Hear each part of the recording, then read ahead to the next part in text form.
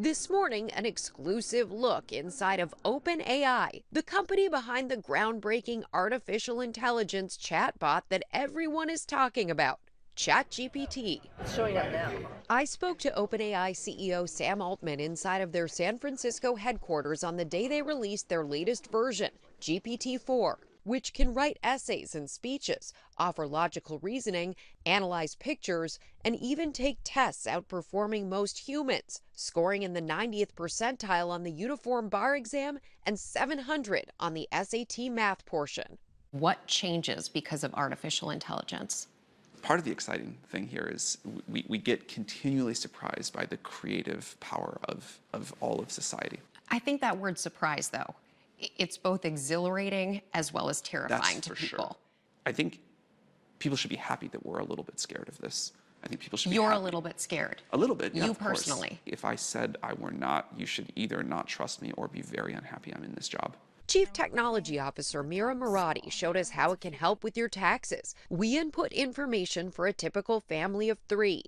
So you're copying tax law, just multiple pages of tax law. And within seconds, the standard deduction, GPT-4 says it's $24,000. which was correct. And it even identified a picture of a dog and was able to recognize the dog was probably hungry. Watch as we take a photo of what's inside this refrigerator. The technology analyzes what's there. I see that you have some bread, some mozzarella cheese, tomatoes, and mayonnaise.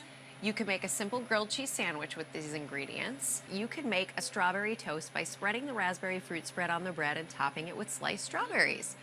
Perfect. Providing a recipe. But is this also a recipe for something else? On the one hand, there's all of this potential for good. On the other hand, there's a huge number of unknowns that could turn out very badly for society. How confident are you that what you've built won't lead to those outcomes? Well, we'll adapt it. You'll adapt it as negative things occur? For sure, for sure. The current systems are still weak relative to what we expect to create. And so putting these systems out now, while the stakes are fairly low, learning as much as we can, I think is how we avoid the more dangerous scenarios. Is there a kill switch? A way to shut the whole thing down? Any engineer can just say, like, we're going to disable this for now. The model itself, can it take the place of that human? Could it become more powerful than that human? It waits until someone gives it an input. This is a tool that is very much in human control. Watch breaking news on YouTube. Subscribe to ABC7 Chicago Eyewitness News.